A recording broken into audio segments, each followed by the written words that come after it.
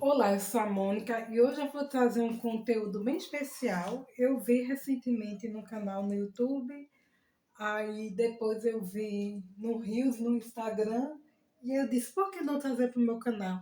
Às vezes eu trago um conteúdo diferente, uma tag, mas na verdade o que eu vou trazer não é uma tag, é uma lista dos 20 livros que os britânicos mais dizem, alegam terem lido, sem terem lido. E aí tem vários fatores que interferem nisso, que as pessoas mentem porque elas querem mostrar uma certa cultura, saber, conhecimento, mas também alguns livros elas mentem que leram por causa de filmes adaptados que elas assistiram. Eu vi vários desses conteúdos, ou melhor, vários tipos de lista, mas aí eu vou trazer a que eu vi no portal Gazeta do Povo, um portal eletrônico de notícias do ano 2016, faz um tempinho, né? 10 anos, uma década, mas eu trouxe ela porque foi a lista que eu achei mais tá ok. Eu vi outras que tinham coisas interessantes, mas como essa tinha essa marca de 20, eu disse, eu vou trazer para vocês. E aí, o primeiro é Alice no País das Maravilhas, um livro infantil juvenil, acho que todo mundo conhece a história de Alice, que ela cai num buraco e nesse buraco ela vai naquele país das maravilhas em que tem vários personagens e que ela vai conhecer como o coelho, a rainha de copas e tantos outros. Eu li já faz um tempinho, é fininho, eu nem tenho mais, eu dei à minha sobrinha, mas eu super recomendo. Inclusive, a Alice tem, além do País das Maravilhas, tem a do Espelho, que é outra história, seriam duas histórias, mas eu super recomendo. É um livro infanto juvenil, gostoso, curto, e que trabalha também o lúdico, né? Eu sei que tem adaptação para o cinema preto e branco, outras coloridas mais recentes, mas eu acho que a preto e branco é perfeita. Eu assisti há muitos anos atrás, quando eu era bem jovem, menina, moleca, mas eu acho que retrata bem o que é uma Alice no País das Maravilhas, né? Porque ali tem um certo devaneio dessa menina. Super recomendo. Outro livro que eu li, que está na lista, é 1984, de Orwell, nessa edição bem extravagante, mas belíssima, da Aleph. Essa edição ganhei de cortesia da editora, no antigo canal. O próximo livro é melhor. Tem até os marcadorzinhos aqui que vieram. E aqui a gente vai ver, né, a figura do grande líder. A gente vai ver isso aqui, que é um homem que ele passa por várias situações, percalços e dores e medos por causa desse monitoramento e aquela sociedade em que ele não tem liberdade. Eu gosto, eu acho que é uma narrativa bem dramática, a gente percebe muito o medo, o susto dele, ele se relaciona com uma mulher, tudo é muito controlado e tudo é muito ilícito e tudo é muito. Fica tudo muito entre linhas, então é difícil as pessoas confiarem umas nas outras e até se relacionarem. Super recomendo.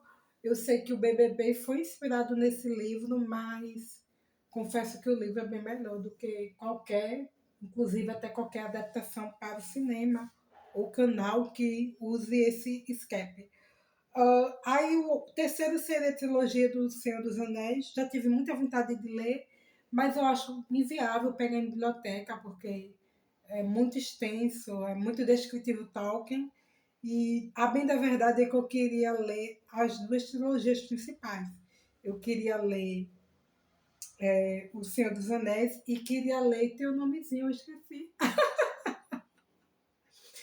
Ô, minha gente, o Hobbit, eu queria ler essas duas trilogias. Aqui está citando O Senhor dos Anéis, mas eu queria ler o Hobbit, a trilogia, queria ler essa trilogia. E ainda acho que eu queria ler uns contos de Tolkien. Mas aí, como é muito inviável, quem sabe um dia na vida eu leia. Outro que foi recomendado é Guerra e Paz, um russinho. Eu tenho muita vontade de ler Guerra e Paz, mas é um livro caríssimo, muito extenso. É um russo, né, de fôlego, então também é inviável pegar em biblioteca, porque eu teria que ficar meses com a obra. Mas eu tenho vontade de ler, sim, com certeza, Guerra e Paz. Inclusive, eu tenho curiosidade de ler também as Benevolentes. Eu não sei se vocês conhecem, mas se diz que é o novo Guerra e Paz. É uma brincadeira. Carlos Nunes, eu acho que já leu as Benevolentes, e aí ele disse que tem a ver, mas eu acho que é mais por uma questão de guerra. Aí tem Ana Karenina, eu nunca li, tenho curiosidade, mas é a mesma regra do calhamaço de biblioteca, que é inviável pegar no momento, então ainda não li. E aí tem as aventuras de Sherlock Holmes, eu fiquei surpresa, mas nem tanto, porque o povo mente, porque tem tanto filme, tem tanta série, desde que a gente é criança, tem essas adaptações, aí eu li, com certeza, tá nesse livro aqui, e a bem da verdade é que eu tenho um box de Sherlock Holmes com toda a obra completa, aqui eu sei que li tudo, e eu tenho mais esse box. Ah, com esses outros três que completam a obra. Eu sei que outro aqui eu li todo. Só falta ler, eu acho, 2 livros desse aqui, mas 2 livros, cada volume desse tem mais de um livro, tá bom? Então acredito que só falta ler 2 livros desse aqui para terminar essa obra. Quero muito esse ano concluir a obra e finalmente ler. É interessante porque o livro é totalmente diferente em alguns aspectos das adaptações.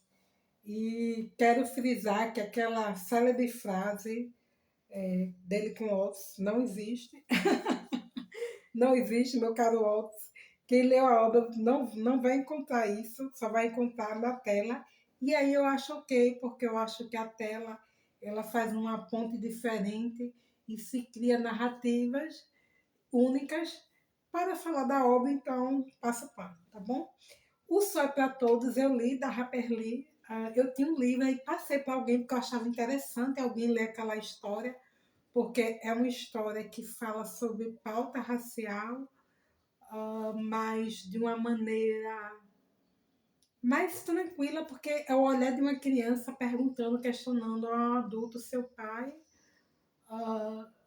o porquê de algumas coisas. Então, eu super recomendo, mesmo que faça ressalva que a Harper Lee não é uma mulher preta, tá bom? David Copperfield, morro de vontade de ler, mas é um calhamação, então eu acho que, não sei se um dia eu vou pegar na biblioteca, eu já senti vontade, mas eu acho que é um livro que tem mais de 700 páginas, mas eu tenho vontade, tá bom? Deixa eu ver mais, Crime e Castigo, muita gente leu, mas eu não li, é Dostoiévski, né? Então Dostoiévski tem uma narrativa não tão fácil, é um calhamação, quem sabe um dia eu tenho vontade, mas é para um outro momento. E aí, Orgulho e Preconceito, da Austen, é curtinho, é uma história belíssima, aquele romance de época vitoriano, bem na verdade que elas não são vitorianas, né? A Jane Austen é de outro período, mas o que eu acho legal aqui é porque, assim, mostra várias coisas dos costumes de época, como a questão do dote, a questão das mulheres do estudo, a questão das relações de sociedade, diferenças de classes. Quem lê o livro e assistir ao filme vai ver que tem alguns pontos diferentes, mas que eu também acho tá ok a essas mudanças que foram adaptadas para a tela. Super recomendo. Acho que é um livro que vale super a pena ler. Não só assistir o filme, mesmo que tenha uma adaptação belíssima. A Casa Soturna de Dix, eu nunca tinha ouvido falar, eu acho. Não sei se tem outro título, mas nunca ouvi falar. A série Harry Potter, não tenho vontade. Infanto Juvenil, na época que fez sucesso, eu já nem era tão menina. e para mim não tem muito sentido. Eu não sou muito fã de história de bruxo. Mesmo que bruxos não me identificam. É como vampiros, eu não me identifico, mesmo que eu goste de terror. Grandes Esperanças e Dix ainda não li.